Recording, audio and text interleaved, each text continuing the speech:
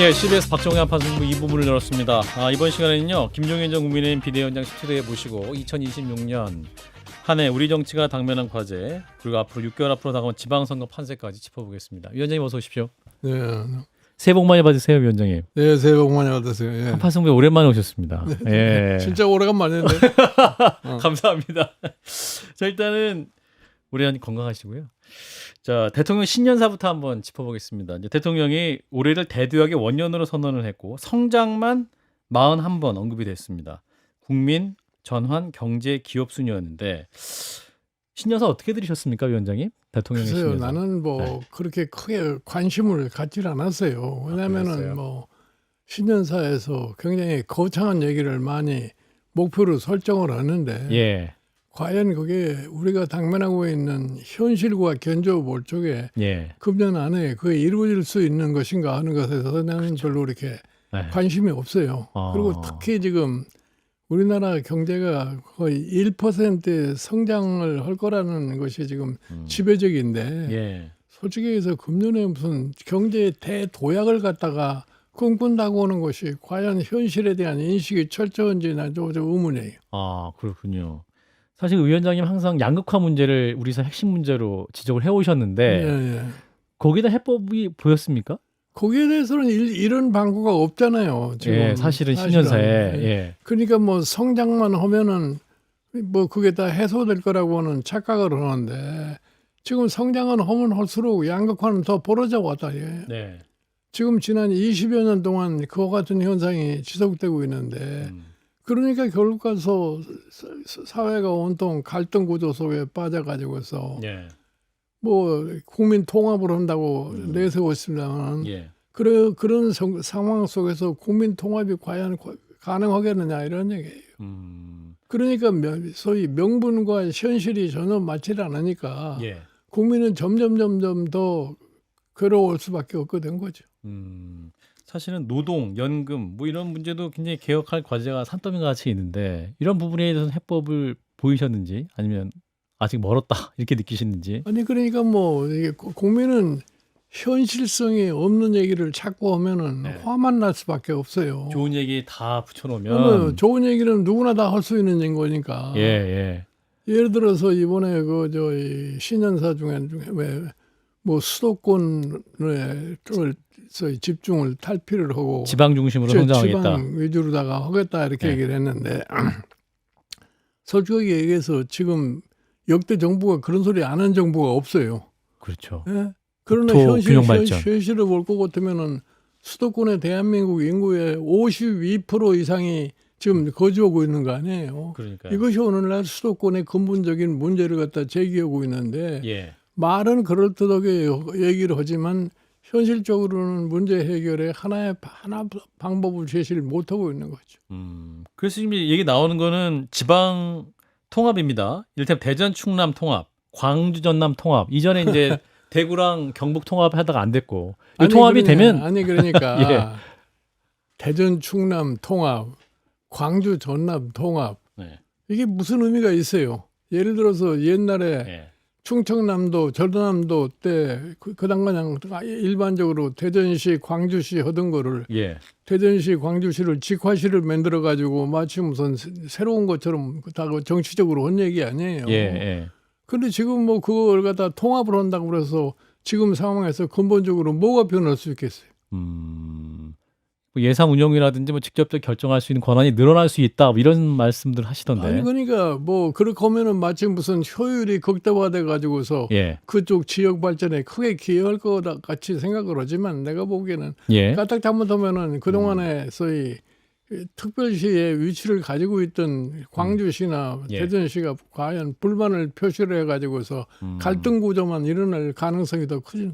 아, 그렇군요. 그럼 오히려 뭐 시민들에게는 오히려 돌아가는 혜택은 더 적을 수밖에 없고 예. 실질적인 효과는 없을 것이다 이렇게 전망하시는 거군요. 그리고 올해 이제 지방선거가 있습니다. 6월 3일에 위원장님 어떻게 보십니까? 이제 주요 지역들이 많이 얘기가 되고 서울, 경기, 부산 전체적인 판세랄까요? 우리 위원장님께 주목해 보시는 지역이 있으신가요? 내가 보기에 뭐 여론조사상에 여러 가지 수치가 많이 나오고 하지만 예. 정치의 기본적인 흐름을 볼 적에 과연 지방선거가 어떻게 될 거냐는 거를 사전에 어느 정도 예측이 가능한 건데 예, 예. 현재와 같은 이 더불어민주당과 국민의힘의 구조를 놓고 봤을 적에 예. 국민의힘이 지방선거에 승리한다는 건 거의 불가능한 얘기고 그래서 국민의힘이 얼마만큼 패배를 하느냐 하는 것이 오히려 관건이 된다고 생각을 해요. 얼마만큼 패배를 하느냐. 어떤 말씀일까요? 그러니까 크게 패배하면 아예 당 자체도 없어질 수 있는 수준인가? 아니 크게 패배하면은 예. 지금 사실은 국민의힘 지도부라는 것이 예. 유지가 될 수가 없겠죠. 예. 그러면 당 자체가 지금 근본적으로 변화를 하지 않으면 안 되는 그런 상황이 될 수도 있어요. 예. 그러니까 지금 보면은 국민의힘은 지금 이 지도부가 계속해서 얘기하는 게 뭐냐면은 윤석열 대통령에 대한 미련을 버리지 못하고 있는 거 아니에요. 절연을 못 하고 있죠. 예. 예. 그러니까 윤석열 대통령 뭐 어게인 이렇게 얘기를 하는데 나는 솔직하게 물어봐서 윤석열 대통령이 저 재임 2년 반 동안에 예. 참 뭐를 대단한 걸 해서 그걸 다시 해야 되겠다고 생각하지 난 이해가 가질 않아요. 근데 그런 질문을 받으면 국민의힘 쪽에서 뭐라고 얘기하냐면 윤석열 대통령 이미 탈당했다. 우리랑 아무 상관없는데 왜 자꾸 절연하라고 하냐.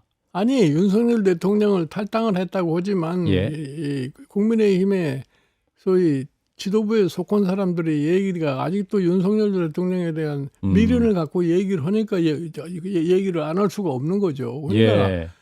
일반 국민이 어떤 인식을 가지고 있느냐를 갖다가 좀 냉정하게 생각해야 되는데 예. 일반 국민이 윤석열 대통령에 대한 소위 생각을 갖다가 이해를 못하는 거죠.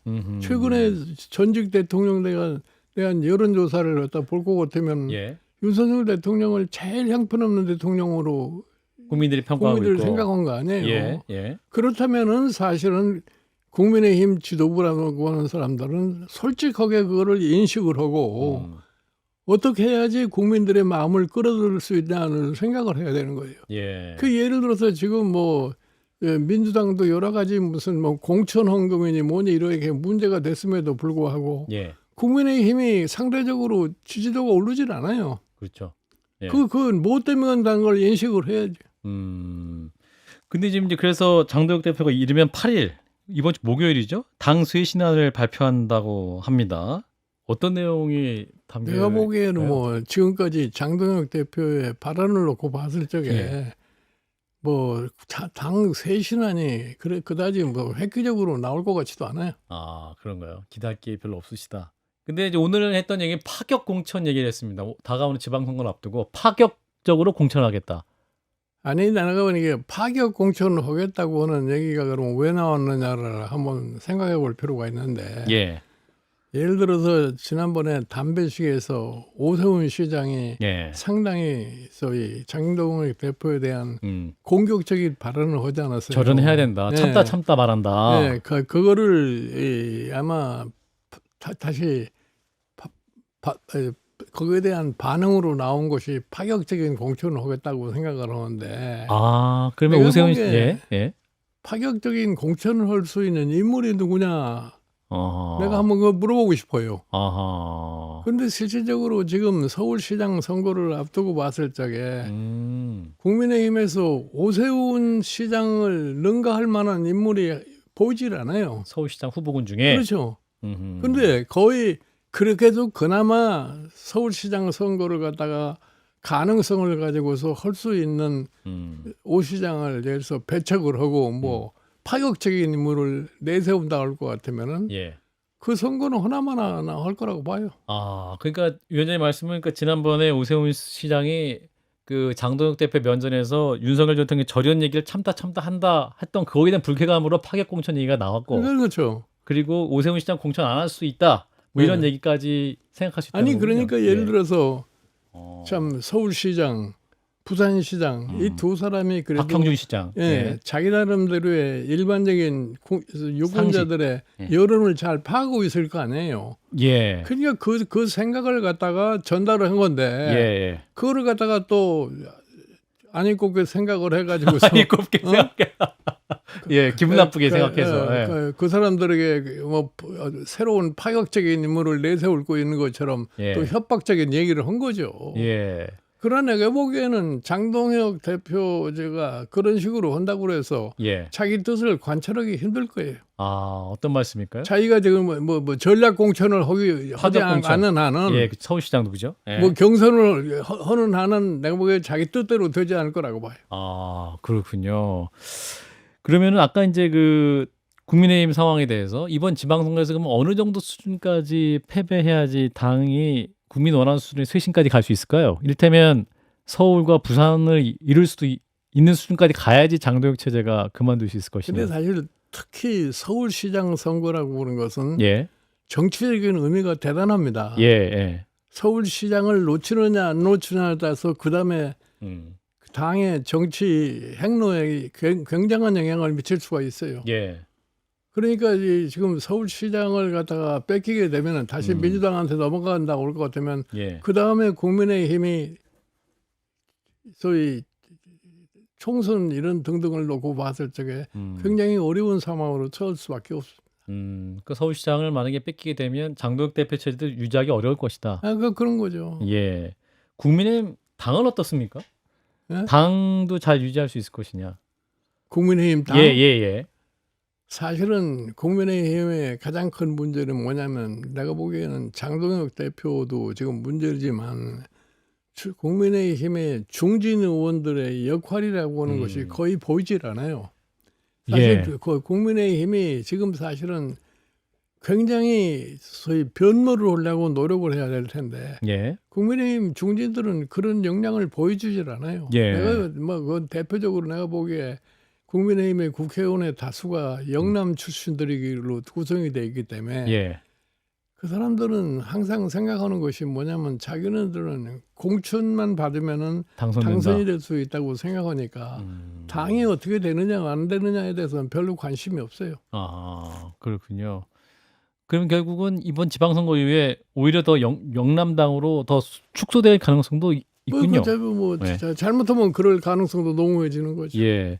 근데 지금 이제 장동혁 대표 입장에서는 아마도 오세훈 시장에게 대해 불쾌감을 표시한 다음에 나경원 의원도 지금 서울시장에 대한 마음이 있는 것 같은데. 내가 보기에는 뭐 나경원 의원도 서울시장이 후보가 됐으면 하는 그런 희망은 본인이 가지고 있는 것 같아요. 예, 예. 그러니까 지금 나경원 의원이 지방선거 무슨 조직관리위원장인가 하면서 예. 소위 경선 룰을 갖다가 뭐 당심 70% 여론조사 30% 이렇게 만들었는데 예. 그것도 내가 어떻게 보면은 본인을 위해서 그런 짓을 하지 않았나는 생각도 들어요. 예. 그럼 본인이 될 수 있을까요? 근데 사실은 내가 보기에는 그걸 어떻게 하든지 간에 예. 서울시에 시 땅에 모여져 있는 이 당원들이 예. 지자체 선거에서 그래도 구의원도 나와야 되고 시의원도 나와야 되고 구청장도 나와야 되고 그렇죠. 그러잖아요. 예, 예. 그러기 위해서는 시장 후보가 표를 많이 얻을 수 있는 사람이 아니면은 자기네들도 어려워지니까. 그렇죠. 예. 경선을 한다고 그래도 내가 보기에는 오세훈을 이기기가 굉장히 어려울 거라고 봐요. 아, 국민의 내부에서는 나경원 어려울 것. 지금 7대3 구조도 어려울 것이다. 아, 그렇군요. 자, 그래서 지금 이제 더불어민주당에서도 이제 최종적으로 국민의힘의 서울시장 후보가 오세훈이 될 것이냐, 혹은 나경원 또 다른 인물이 될 것이냐 주목하면서 정원호 성동구청장 카드도 많이 뜨고 있고 박주민 의원, 전현희 의원 이런 분들 많이 또 서영교 의원 많이 출사표를 던지고 있는 것 같습니다. 민주당 상황 어떻게 보고 계십니까? 나는 사실은 뭐 민주당에서 지금 후보들 중에서 예. 내가 보기에 가장 경쟁력을 갖출 수 있는 사람이 정원호 성동구청장 이렇게 그래요? 생각을 해요. 아, 그렇군요. 왜냐하면 서울 시민들이 생각하기에 서울시장이 서울 시민과 소통을 잘해가지고서 서울 시민의 일상생활의 편익을 좀 잘해주는 그런 사람을 원할 겁니다. 삶의 문제를 해결해주는 시장. 근데 지금 정원호 지금 구청장이라는 사람이 성동구청장 세 번을 하면서 3선. 성동구에서 사실 소통을 잘해가지고 성동구를 상당히 좋은 구로 만들어 놓은 거예요. 맞아요. 예를 들어서 지금 성수동이 뭐 핫플레이스가 되지 않았습니까? 맞습니다. 예.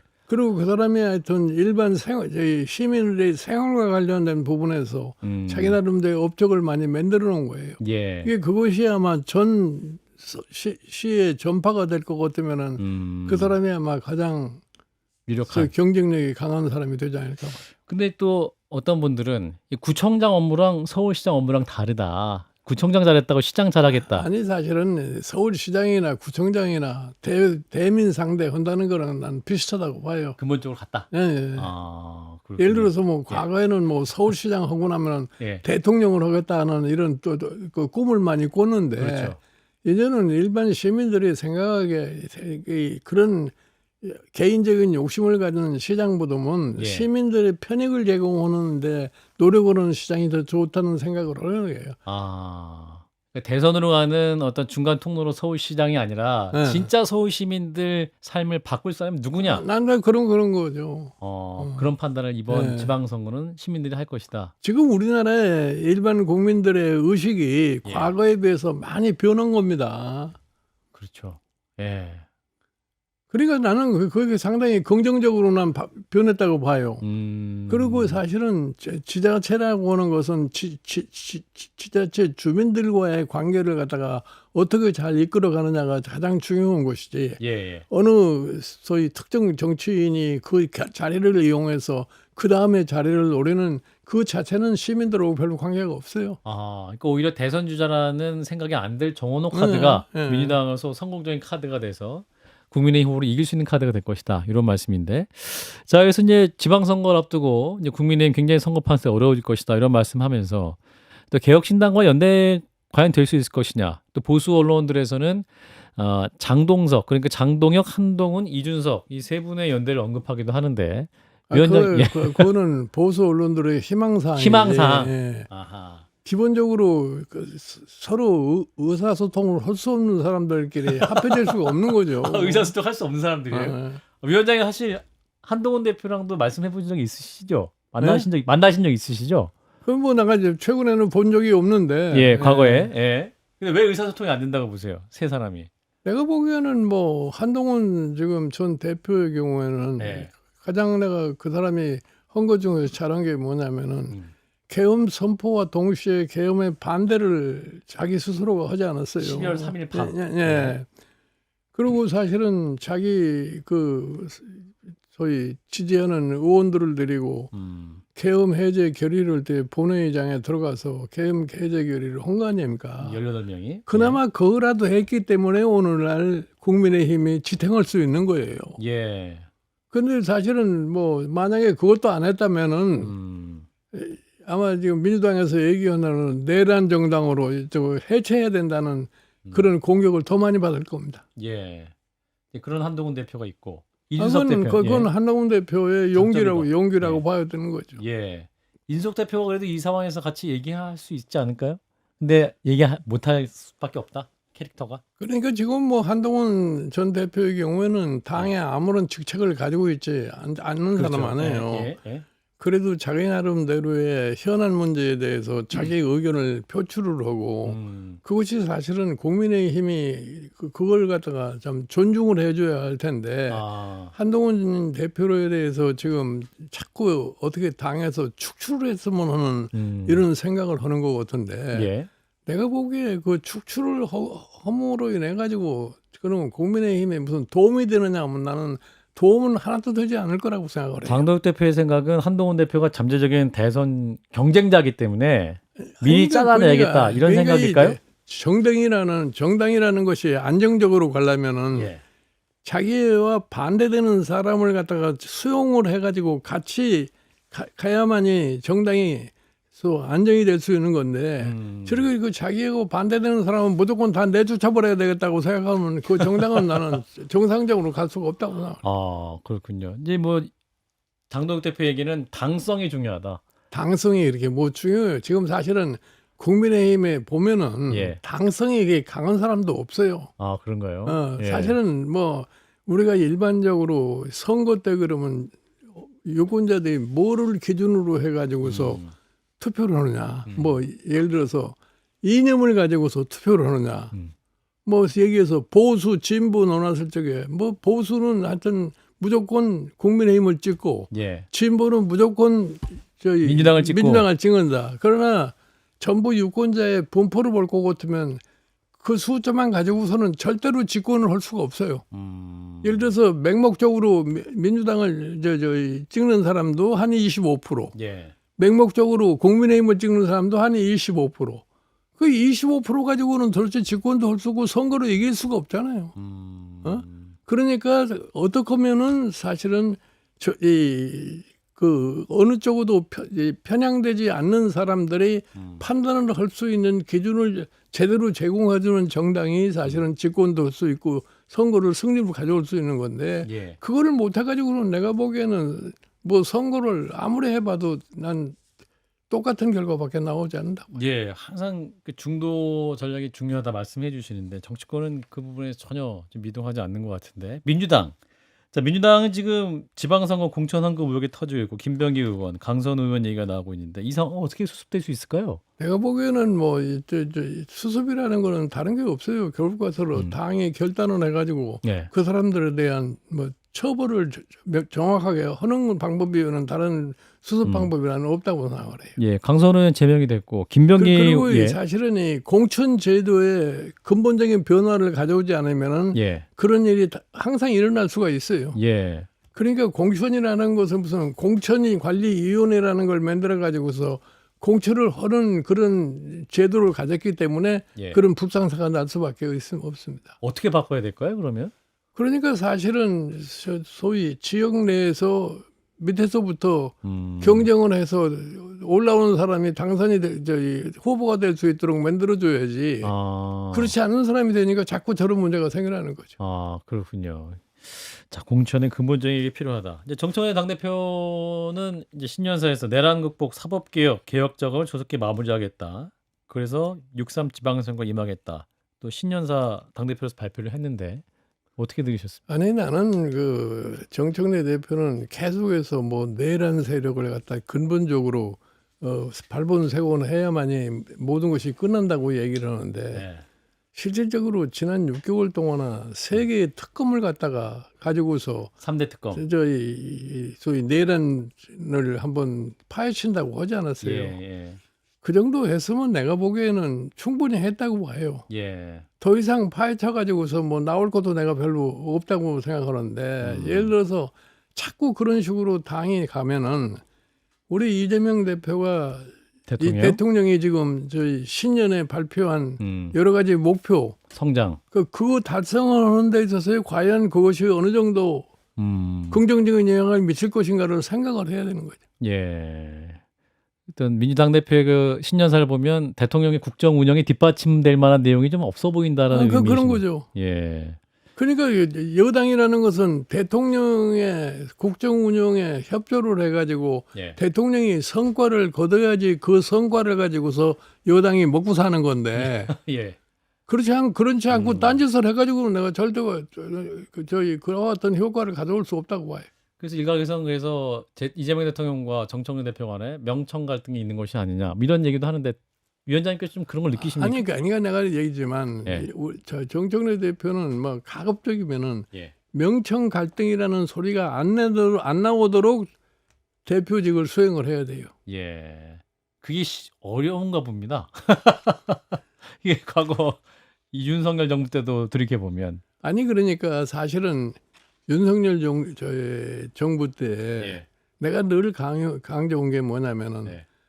한동훈 대표하고 윤석열은 서로 의존 관계에 있단 말이야. 그러니까 맞아요. 두 사람이 서로 화합을 할 수 있는 운영을 해야만이 윤석열도 성공할 수 있고 한동훈도 정치적으로 성공할 수 있다고 얘기를 한 거예요. 예. 근데 그거를 못 한 거죠. 예. 그러니까 갈등 구조 속에 빠질 수밖에 없는 거죠. 그러니까 뭐 최근에 와서 뭐 한동훈이를 갖다가 뭐 배신자 뭐 이렇게 얘기를 하지만 예. 그러니까 윤석열 대통령이 지향하는 바가 정상이 아니니까 한동훈이 그 당에 거기에 따라갈 수가 없었던 거죠. 예. 그러니까 갈등이 생겨나갈 수밖에 없는 거예요. 그래서 그런 문제가 그러니 결국 가서 둘 다 예. 엄청난 손실을 볼 수밖에 없게 된 거죠. 그 현 정부도 그런 부분을 좀 봐야 된다 이런 말씀이고 한 1분 남았는데요. 오늘 이재명 대통령이 중국 국빈 방문 일정에 들어갔습니다. 중국과 한중 관계 굉장히 중요한데 어떤 성과가 좀 필요하다고 보십니까? 응? 중국과의 관계, 한중 관계. 오늘 중국 한중 관계. 예.